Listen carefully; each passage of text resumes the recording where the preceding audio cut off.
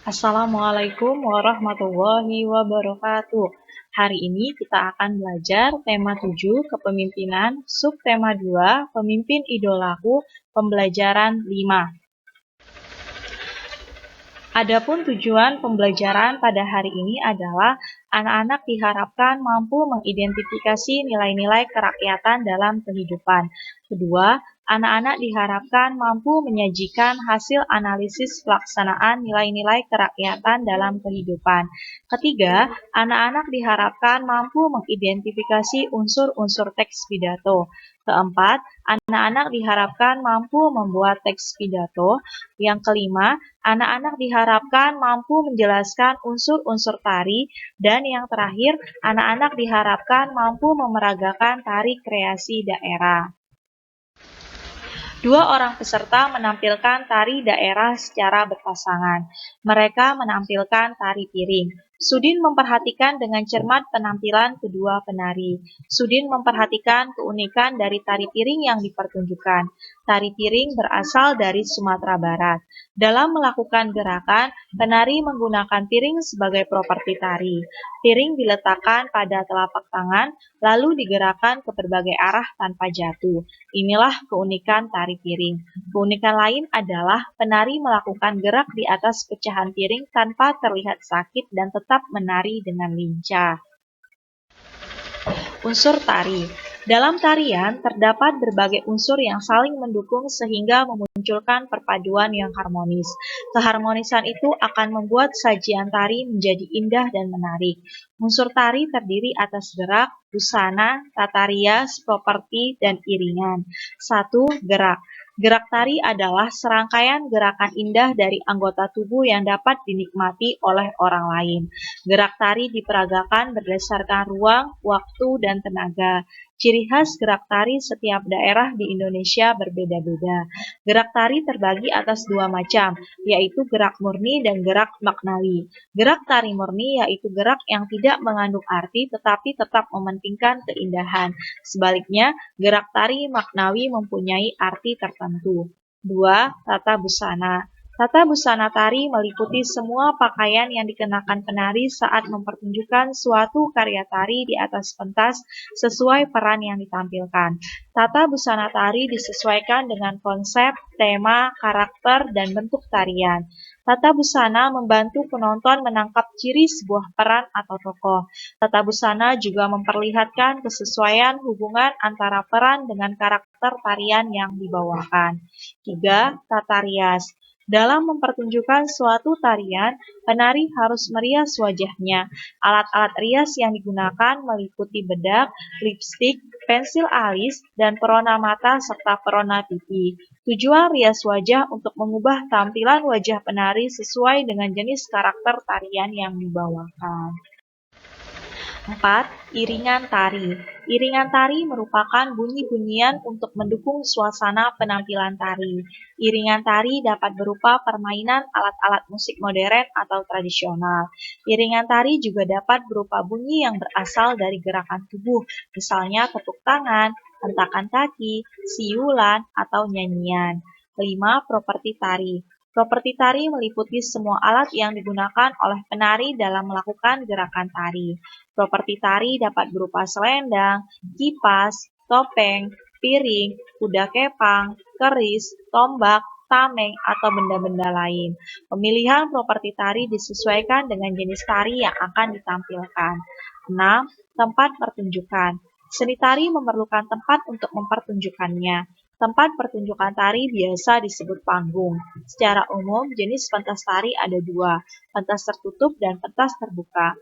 Pentas tertutup diadakan di dalam ruang kelas, gedung, atau aula. Sebaliknya, pentas terbuka dapat diadakan di lapangan, halaman rumah, atau bahkan di jalan. Indonesia merupakan negara yang kaya budaya. Sebagai pelajar, kamu dapat menjaga persatuan dan kesatuan melalui penghargaan terhadap budaya tersebut. Mengapresiasi salah satu lagu daerah seperti yang dilakukan Sudin merupakan salah satu bentuk menjaga persatuan dan kesatuan. Semangat kekeluargaan, contohnya menjenguk teman sakit. Bermusyawarah, contohnya berdiskusi menentukan siapa yang akan berangkat ke rumah sakit untuk menjenguk teman. Gotong royong, contohnya membuat makanan bersama untuk dibawa saat menjenguk teman. Pemimpin idola, pemimpin yang jujur. Ida, teman sebangku aku.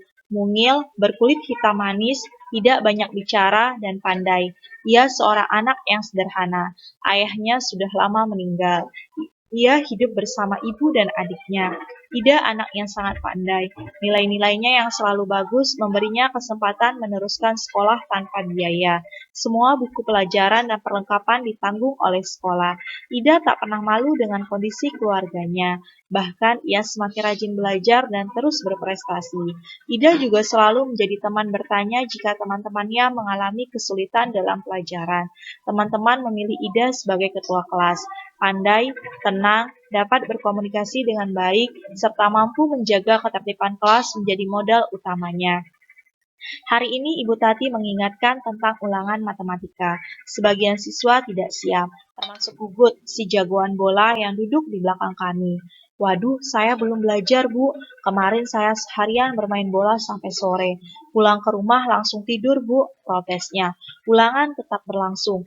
Gugut resah. Ia menengok ke kiri dan ke kanan. Tiba-tiba ditendangnya kursi Ida dari belakang. "Shh, Ida, bantu aku dong. Geser sedikit ke kiri agar aku bisa melihat jawaban di kertas ulanganmu," pinta Gugut. Ida tak bergeming. Ia hanya menggelengkan kepala pelan, tanpa menengok ke belakang. Gugut mengganggunya lagi. "Ayo dong Ida, sekali ini saja. Nanti aku beri kamu uang 10.000 rupiah. Kamu bisa jajan kue di kantin," rayunya. Gugut tahu benar, Ida tidak pernah jajan di kantin. Ibunya tidak memberinya bekal uang jajan. Ida selalu membawa sebungkus nasi dan lauk dari rumah. Namun di luar dugaan Gugut, Ida tidak terusik. Sekali lagi ia menggeleng pelan. Sampai waktu berakhir, Gugut terpaksa menyerahkan kertas ulangannya dengan lunglai. Pada waktu istirahat, Ida menghampiri Gugut. "Maaf ya Gugut, aku bukan tidak ingin membantumu.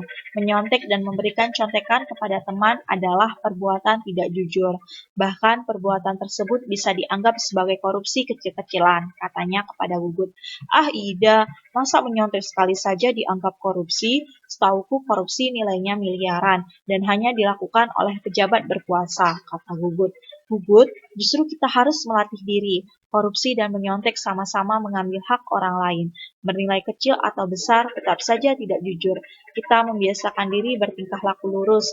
Mudah-mudahan ketika besar nanti kita tidak akan tergoda untuk melakukan korupsi dalam bentuk apapun," Ida menambahkan dengan panjang lebar. Aku dan teman-teman sekelas yang ikut mendengarkan percakapan Ida dan Gugut terdiam setuju. Memang tidak salah kami memilih Ida sebagai pemimpin di kelas. Tidak sekedar pandai, Ida juga patut dijadikan teladan. Teks pidato harus memuat 1. Salam pembuka, berisikan kalimat sapaan seperti selamat pagi, selamat siang, selamat malam, dan lain-lain. 2. Pendahuluan, memaparkan topik permasalahan yang akan dibahas. 3. Inti, berisikan pembahasan topik secara lengkap. Kalimat ajakan atau bujukan digunakan untuk mengajak pendengar melakukan kegiatan yang diharapkan. 4. Keterangan lengkap tentang topik disampaikan secara rinci. 5. Penutup, penyampaian rangkuman atau intisari topik yang telah disampaikan. 6. Salam penutup, berisikan kalimat salam penutup seperti terima kasih. Demikianlah materi pembelajaran pada hari ini. Akhir kata Ibu ucapkan terima kasih. Wassalamualaikum warahmatullahi wabarakatuh.